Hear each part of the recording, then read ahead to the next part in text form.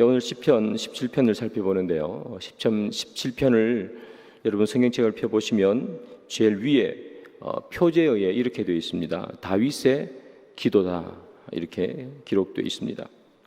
시편이 총 150편이 있는데요. 이 표제어에는 대부분 어떻게 되어 있는가 하면 누구누구의 시, 예를 들면 다윗의 시 또는 다윗의 노래 이런 식으로 시나 노래 이런 식으로 적혀 있어요. 그런데 이 표제어가 기도라고 적혀 있는 것은 시편 150편 가운데 딱 5편밖에 없습니다. 그 중에서도 다윗의 기도는 3편이 있습니다. 다윗의 기도라고 적혀 있는 이 3편을 이렇게 모아서 분류를 해보면 우리가 국어도 보면 산문이 있고 수필이 있고 이렇잖아요. 시가 있고 소설이 있고 이 시편을 내용 따라 이렇게 나누거든요. 그러면 이 다윗의 기도라고 표제가 있는 이 3편의 시는 전부 다 비탄시로 구분이 됩니다. 비탄시. 뭔가 비탄, 통탄 이런 의미가 있다는 거죠. 자, 여기 보면 다윗의 기도라고 되어 있는데 이 기도는 히브리어로 데필라라 그럽니다. 이 데필라는 어떤 의미인가 하면 개입하다, 끼어 들어온다 하는 의미가 데필라입니다. 그래서 기도라는 것은 어떤 의미인가 하면 하나님께서 개입해 주십시오. 하나님께서 좀 끼어 들어와 주십시오. 내가 알아서 할 테니까 하나님 잠시 좀 계십시오. 가만히 계세요. 내가 알아서 할게요. 이게 아니라 하나님께서 내 인생 가운데 좀 들어오셔서 개입해 주십시오. 내가 할 수 있는 것이 한계가 있으니까 하나님께 맡깁니다 하는 것이 기도인데 오늘 이 기도는 비탄시더란 얘기죠. 그러니까 이 다윗의 지금 처한 상황이 어떤 상황인가 하면 아주 곤경에 처해 있는 상황이죠. 그러면서 하나님이 이 곤경에 처해 있는 나에게 개입해 주셔서 내 어려움을 해결해 주십시오 하는 시가 시편 17편입니다. 자, 그렇다면 다윗은 도대체 어떠한 곤경에 처해 있길래 하나님의 개입을 요청하고 있는가? 9절에 잘 나타납니다. 우리가 읽었는데요. 제가 한번 다시 읽습니다. 내 앞에서 나를 압제하는 악인들과 나의 목숨을 노리는 원수들에게서 벗어나게 하소서라고 기록합니다. 지금 다윗이 어떤 상황인가 하면 압제하는 사람들이 있다는 얘기예요. 압제한다는 얘기는 빙 둘러서 애워싼다는 이야기입니다. 그리고 목숨을 노리는 원수들이 있다고 합니다. 여러분 생각을 한번 해보시기 바랍니다. 여러분들이 이 다윗처럼 누군가 여러분들을 압제하기 위해서 빙 둘러쌌다고 생각을 해보십시오. 얼마나 두렵고 공포스럽습니까? 여러분들이 직장에 갔는데 직장에 있는 많은 사람들이 나 하나 못 잡아먹어가지고 자기들끼리 이 힘을 만들어가지고 쭉 나를 감싸고 있어요. 너무나 힘든 상황이죠.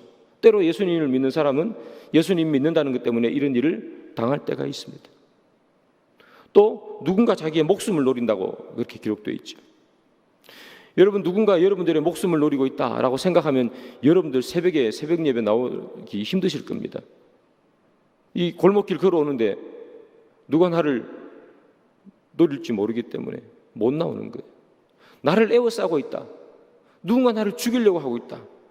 이 상황은요 생각만 해도 숨 막히는 그런 상황인 거예요. 다윗이 지금 그런 상황이라는 겁니다. 어디 하나 빠져나갈 데도 없고 에워싸고 있기 때문에 너무 답답한 상황이죠.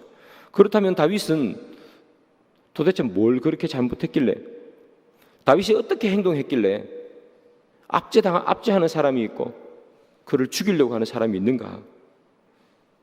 시편 오늘 본문이죠. 4절 5절을 보겠습니다. 사람의 행사로 논하면 나는 주의 입술의 말씀을 따라 스스로 삼가서 포악한 자의 길을 가지 아니하였사오며 나의 발걸음이 주의 길을 굳게 지키고 실족하지 아니하였나이다 라고 기록해. 자, 포악자의 길을 가지 않았다라고 기록되어 있죠.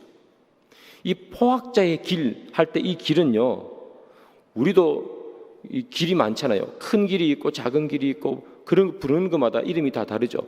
골목길, 대로 이렇게 다 다른데 저기 나오는 포학자의 길 할 때 저 길은 히브리어로 오라흐라고 부릅니다. 오라흐는 큰 길을 말합니다. 대로 많은 사람들이 가는 길.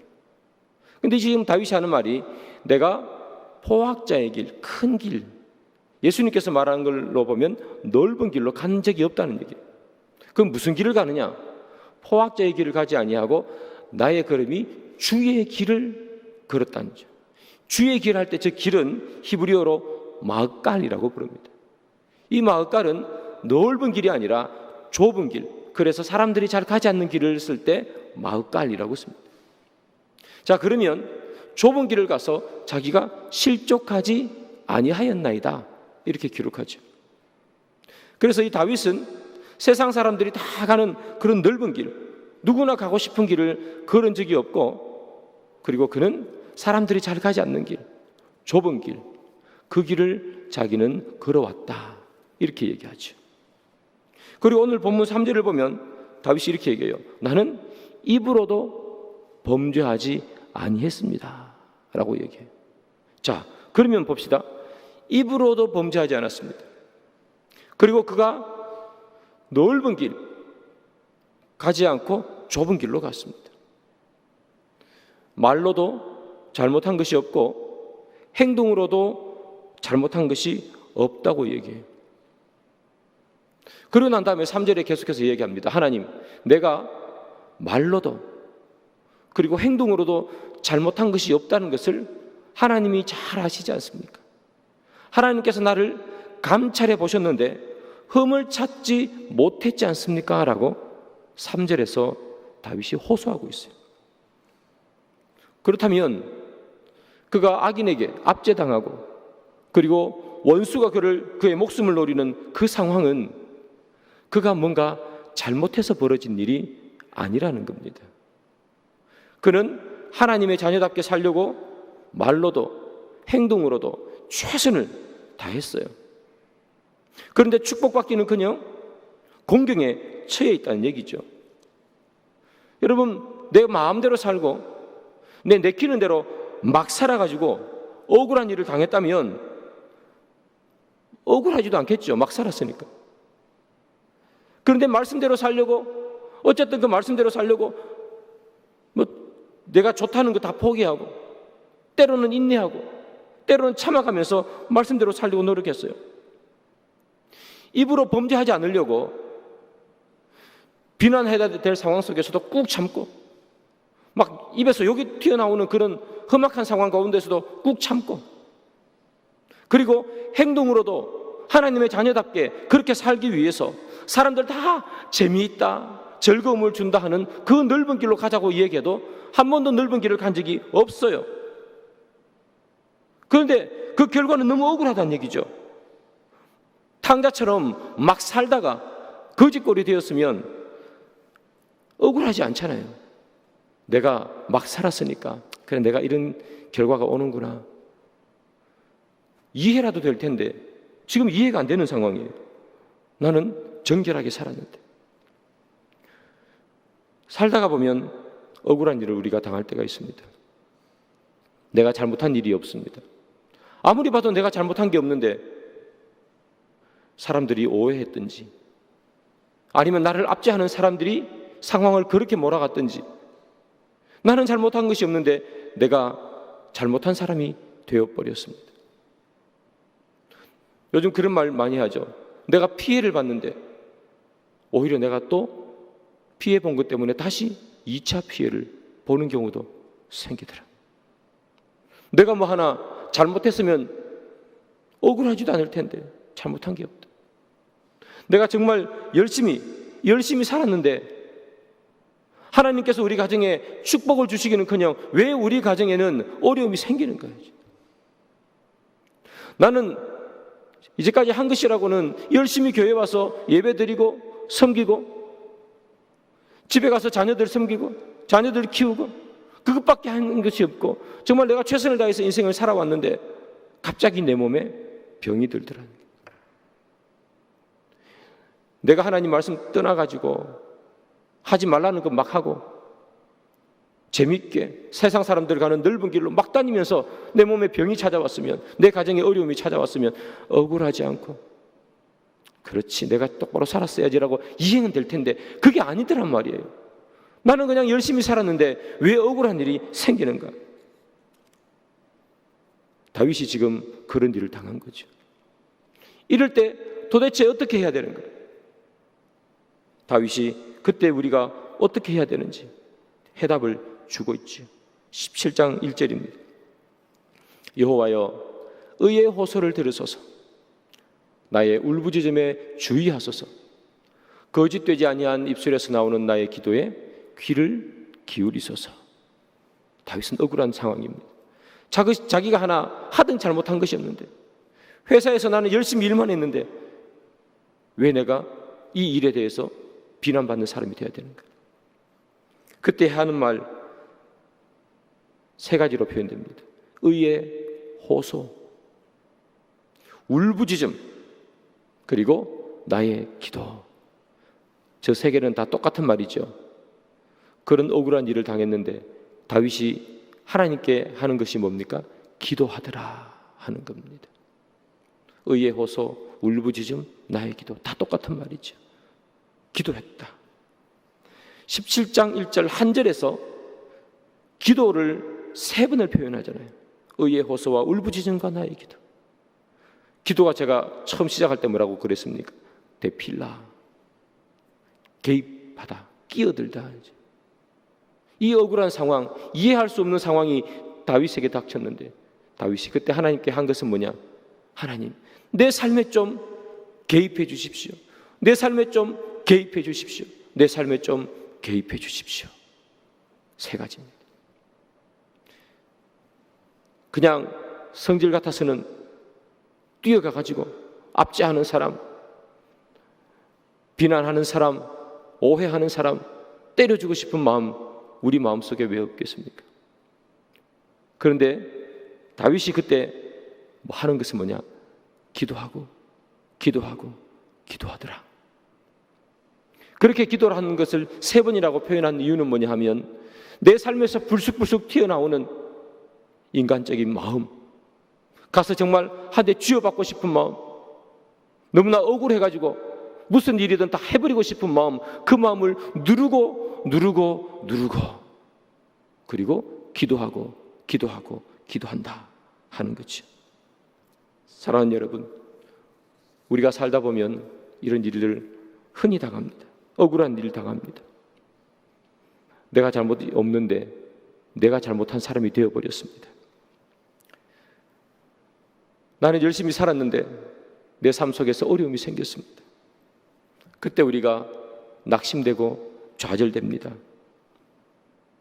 그 낙심하고 좌절되는 마음을 어떻게 우리가 생기지 않게 할 수 있겠습니까? 우리가 인간인데. 그때 하나님께서 우리에게 하시는 말씀은 낙심하고 좌절하고, 내 인생 왜 이런가? 내가 열심히 살았는데 내가 앞으로 그렇게 살 필요가 없구나. 이제 막 살아야 되겠다. 열심히 살아봤자 나에게 오는 것은 고난과 고통밖에 없구나. 그러면 내가 죽기 전에 내 마음대로 살다가 죽어야 되겠다. 그런 마음이 우리 속에 올라오거든. 나를 힘들게 하는 사람 가서 정말 때려주고 싶은 마음이 올라오거든. 기도하고 기도하라 하는 이야기죠. 그렇다면 도대체 무슨 기도를 어떻게 해야 하는가? 첫 번째입니다. 주의 말씀을 기억하며 기도해야 된다. 여러분 가지고 계신 성경 17편 7절입니다. 주께 피하는 자들을 그 일어나 치는 자들에게서 오른손으로 구원하시는 주여, 주의 기이한 사랑을 나타내소서라고 얘기합니다. 자, 시편 17편 7절은 그 배경되는 말씀이 이스라엘 백성들이 출애굽할 때를 배경으로 하고 있습니다. 주께 피하는 자들을 그 일어나 치는 자들에게서 오른손으로 구원해 주십시오. 이스라엘 백성들이 출애굽을 하기 위해서 쭉 나오는데 애굽의 군사들이 쭉 오잖아요.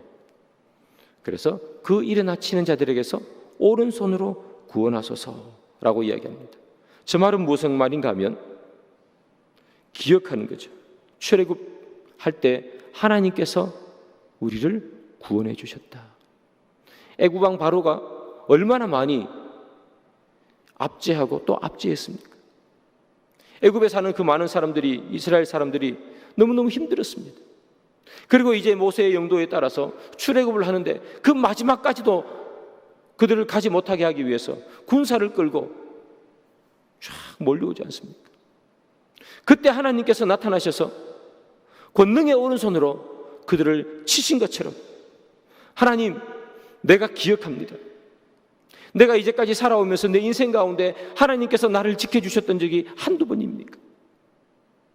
하나님께서 나를 얼마나 많이 지켜주셨습니까? 내가 지금 이 시간 압제당하고 있고, 내가 지금 이 시간 억울한 일을 당하고 있지만, 그러나 하나님 아버지, 이제까지 나를 지켜주셨던 하나님, 그 하나님을 기억하면서 내가 지금 압제당하고 있는 이 순간에 내 삶을 포기하거나 내 삶의 좌절과 낙심으로 빠져들거나 마음속에서 나오는 인간적인 마음 때문에 복수하려거나 하는 마음들을 하나님 아버지 내려놓게 하시고, 주님, 나를 이제까지 도와주시고 인도하시고 수많이 나에게 찾아오셔서 나를 지켜주신 하나님, 이번 한번 다시 나를 지켜주십시오. 그렇게 기도하라 하는 것이지요. 사랑하는 여러분, 여러분들이 이 새벽에 새벽잠을 깨워가면서 이곳까지 오게 된 것, 그 열심이 하루아침에 생겼겠습니까? 하나님께서 여러분들의 인생 가운데서 힘들 때마다 때로는 나타나 주셨고, 여러분들의 기도를 때로는 들어주셨고, 여러분들이 어려운 상황을 때로는 기도할 때마다 해결해 주신 하나님, 그 하나님을 만났기에 이 새벽을 깨워 이곳에 나오지 않았겠습니까? 그렇다면 지금 여러분들 가운데서 너무 억울한 일을 당하고 있다든지 이해할 수 없는 일을 당하고 있다면 이제까지 여러분들을 지켜주셨던 하나님께서 다시 한번 나를 지켜주십시오. 내 마음속에 나오는 그 모든 것들을 기도하며 누르고 나를 지켜주신 하나님을 여러분 기억하면서 그 어려움을 이겨내기를 소망합니다. 자, 두 번째는 어떻게 기도해야 되는가? 보호해 주시기를 기도해야 합니다. 시편 17편 8절이죠. 나를 눈동자같이 지키시고 주의 날개 그늘 아래 감추사. 주의 날개 그늘 아래 감추어 달라고 이야기합니다. 주의 날개 그늘 아래 감추어 달라는 이 표현은 신명기 32장 11절에 나오는 표현을 차용한 그런 표현입니다. 신명기 32장을 보면 이런 표현이 나옵니다. 독수리가 날개를 쫙 펴니다. 날개를 펴서 그의 새끼를 그 날개로 보호한다 하는 이야기가 있습니다. 모세는 이 신명기에서 왜 그런 표현을 썼던가? 모세가 이스라엘 백성들을 다 모읍니다. 이제 모세는 곧 죽게 되고요, 이스라엘 백성들은 가나안 땅에 들어가게 됩니다. 그 이스라엘 백성들 다 모아놓고 모세가 하는 이야기입니다. 내가 출애굽 때부터 이제 가나안 땅에 들어가기 직전까지 내가 너희들을 인도하고 영도했는데 내가 느낀 하나님은 말이야, 이런 하나님이야, 얘기하는 거예요. 이스라엘 백성들에게 다시 한번 상기시켜주는 거예요.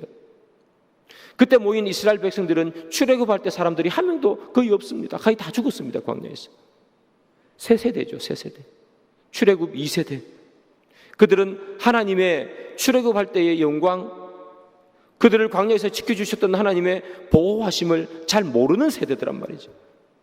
그 세대를 끌어모아놓고 모세가 하는 이야기가, 하나님께서 우리를 지켜주셨는데 어떻게 지켜주셨는가? 독수리가 날개를 펴서 그 날개 그늘 아래 새끼를 지키는 것처럼 하나님께서 우리를 이렇게 지켜주셨다. 우리가 광야를 걸어가면서 때로는 이방 민족에게 공격을 당하기도 하고, 때로는 물이 없어서 가라기도 하고, 때로는 너무 힘들어서 지쳐서 쓰러질 것 같기도 하고, 때로는 내리쬐는 그 떼약볕에 너무 힘들 때도 있었다. 그런데 그때마다 하나님께서 날개를 펴서 우리를 지켜주셨다. 때로는 우리가 범죄함으로 말미암아 심판받아야 할 그때도 하나님께서 우리를 사랑해 주셔서 우리를 용서하시고 지켜주셨다. 주께서 날개 그늘 아래 그렇게 날개를 펴서 지켜주신 것처럼 주님, 우리도 지켜주십시오 하는 것이 지금 다윗의 기도예요. 그런데 이 다윗의 기도는요, 날개 그늘 아래 지켜달라 하는 이 기도는 또 누가 한 거냐 하면 다윗의 정조부 보아스가 한 것. 보아스가 자기 아내 룻이죠, 아내 되기 전에 룻을 만나서 이렇게 이야기합니다. 당신은 여호와께서 날개 그늘 아래 보호하기 위해서 나에게 보낸 사람이다, 이렇게 표현해요. 여러분, 이 룻을 생각해 보십시오. 룻은 이방 여인이잖아요. 모압 여인입니다. 이 모압 여인, 이 이방 여인 룻이 자기 그냥 시어머니 한 명 따라서 이 이스라엘 땅에 온 거잖아요. 아는 사람이 한 명도 없고, 그리고 그를 지켜줄 사람, 그를 보호해줄 사람 한 명도 없습니다. 어디 나가서 억울한 일을 당해도 호소할 데도 없습니다. 남편도 없지요. 아는 사람이라고는 자기 시어머니 나오미 한 명밖에 없는데 그녀도 과부더라. 지켜줄 힘도 없고, 가지고 있는 재산 다 팔아가지고 모압 땅에 갔는데 아들 죽고 재산 다 탕진하고 다시 돌아온 것 아닙니까? 지켜줄 힘이 하나도 없습니다. 그런데 그때 하나님께서 이 룻을 보호하기 위해서 보아스를 보내서 날개 그늘 아래 지켜주셨더라. 우리가 세상에 가면 예수님 믿는다는 것 때문에 여러분 꼭 이방 여인 이 룻처럼 우리를 지켜줄 사람이 많이 없습니다. 힘든 시간들이 오기도 하고요. 그러나 그때 하나님께서 날개 그늘을 펼쳐서 나를 지켜주십시오. 내가 예수 믿는다는 것 때문에, 내가 성도라는 것 때문에, 다른 사람들이 다 걸어가는 그 넓은 길을 걸어가지 않는다는 것 때문에 너는 뭔데 걸어가지 않느냐? 그렇게 때로는 세상 사람들로부터 억울한 일을 당하기도 하고 비난을 받기도 하고 별나다는 이야기를 듣기도 하고 그렇게 살아가지만, 하나님, 주님께서 날개 그늘을 펼쳐 그의 새끼를 지키시듯이, 이스라엘 백성들을 지키셨듯이, 그리고 룻을 지켜주셨듯이 하나님, 이 시간 나도 지켜주십시오. 내가 그들을 복수하는 게 아니라 하나님께서 날개 그늘을 펴서 나를 보호해 주십시오. 지금 다윗이 그 기도를 하는 거죠. 사랑하는 여러분, 여러분들이 세상에서 혹여나 다윗처럼 이런 일들을 당하고 있다면 여러분 기도하시길 바랍니다. 하나님, 날개 그늘을 펴서 광야 같은 인생길을 걸어갔던 내 삶 속에 하나님 날개 그늘을 펴주십시오. 광야를 걸어갔던 이스라엘 백성들을 보호해 주셨듯이 광야길을 걸어가는 내 인생 속에 하나님의 날개를 펴서 억울한 일로부터도 막아주시고 비난으로부터도 막아주시고, 하나님, 나를 주님의 날개 그늘 아래 보호해 주십시오. 그 기도가 우리 가운데 있기를 바랍니다. 마지막으로 우리가 기도해야 될 그 기도의 내용은 무엇인가? 세 번째, 세상의 방식을 따르지 않도록 기도해야 됩니다. 시편 17편 14절을 보겠습니다. 여호와여, 이 세상에 살아있는 동안 그들의 분깃을 받는 사람들에게서 주의 손으로 나를 구하소서. 그들은 주의 제물로 배를 채우고 자녀로 만족하고 그들의 남은 산업을 그들의 어린 아이들에게 물려주는 자니이다 라고 얘기합니다. 자, 우리가 방금 읽었던 17편 14절에서 다윗은 그를 압제하는 사람, 그리고 그의 목숨을 노리는 사람을 어떻게 표현하느냐? 주의 제물로 배를 채우는 사람이더라. 그들의 자녀로 만족하는 사람이더라.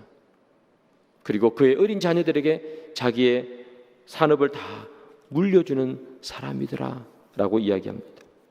자, 저것은 뭐냐?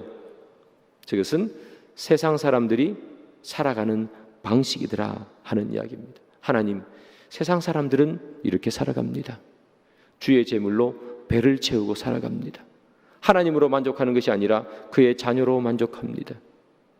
그리고 그의 모든 재산을 그의 자녀들에게 다 줍니다. 희년이 되면 다 돌려야 되는데도 불구하고 돌려주지 않고 자기의 재산으로 자녀들에게도 다 물려주더라, 이렇게 얘기하죠. 세상 사람들은 이렇게 살아가더라. 그런데 하나님, 나는 세상 사람들이 사는 이 방식으로 안 살 겁니다. 내가 억울한 일을 당하고 압제당한 일이 내가 있어도 나는 세상처럼 살지 않겠습니다. 어떻게 사느냐? 시편 17편 15절이죠. 나는 의로운 중에 주의 얼굴을 배우리니 깰 때에 주의 형상으로 만족하리다.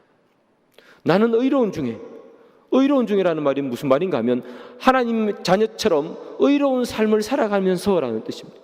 나는 세상 사람들처럼 주의 재물로 배를 채우는 인생이 아니라 나는 의로운 삶을 살 겁니다. 사람들이 다 넓은 길로 가지만 나는 의로운 삶을 살 겁니다. 그리고 그때에 억울한 일 당하고 힘든 일 당하면 얼마나 마음이 아픕니까? 그런데 깰 때에 주의 형상으로 만족하리라. 오늘 내가 억울한 일을 당합니다. 예수님 믿는 것 때문에 내가 너무나 힘듭니다. 어렵습니다. 마음이 너무나 아픕니다. 내가 왜 이런 억울한 일을 당해야 하는가? 나는 주의 의로운 일을 따라서 걸어갔을 뿐인데 너무나 힘듭니다. 세상 사람들은 다 이쪽으로 걸어갑니다. 주의 제물로 배를 채우고 살아갑니다. 그의 자녀들에게 만족하며 살아갑니다. 그러나 하나님, 그럴지라도 나는 주의 의로운 삶을 살 겁니다 하고 깰 때에 아침에 일어나면 그 전날까지 아무리 억울한 일을, 힘든 일, 그것 때문에 내가 마음이 상하고 힘들었어도 아침에 일어나면 주의 형상을 보고 만족하리다. 내가 하나님, 어제는 너무나 내가 힘들었습니다. 어려웠습니다. 그러나 이 아침에 깨서 주의 말씀을 들어보고 이 아침에 깨서 주님의 형상을 보는 것만으로 나는 오늘 만족하면서 살고 싶습니다. 억울한 일이 있을지라도, 힘든 일이 생길지라도, 이해하지 못한 일이 나에게 다가올지라도, 그래도 나는 아침이 되면 또다시 한번 하나님의 형상으로 만족한 삶을 오늘 하루 동안 살아내기를 소망합니다 하는 기도를 다윗이 하고 있습니다. 사랑하는 여러분, 우리는 다윗이 처한 상황처럼 그런 상황에 처할 때가 있습니다. 열심히 살았고 최선을 다해서 살았는데 억울한 일, 힘든 일, 가정에 어려운 일, 내 몸에 병들기도 합니다. 그러나 그때 여러분, 내가 왜 이런 억울한 일을 당해야 하는가? 내가 살았던 것은 열심히 살았고 열심히 섬긴 것밖에 없는데 도대체 나에게 이런 일이 벌어지는가? 하나님이 어디에 있는가? 하나님이 살아계신가? 하나님이 없는 것 아닌가? 난 교회 나오기 싫다. 그런 마음들을 품지 마시길 바랍니다. 그리고 세상 방식으로 해결하지도 마시기 바랍니다. 여러분들이 이제까지 이곳까지 오게 하신 하나님을 기억하시고 어려운 일 당할지라도 주님께서 광야에서 이스라엘 백성들을 지켜주신 것처럼 광야 같은 세상에 있는 나를 주님 지켜주십시오. 주의 날개 그늘 아래 나를 보호해 주셔서 주님, 내가 오늘 하루도 하나님 얼굴로 만족하고 그렇게 살아갈 수 있도록 주님 도와주옵소서. 기도하는 그런 저와 여러분들 되기를 주님의 이름으로 축복합니다. 기도합시다. 하나님,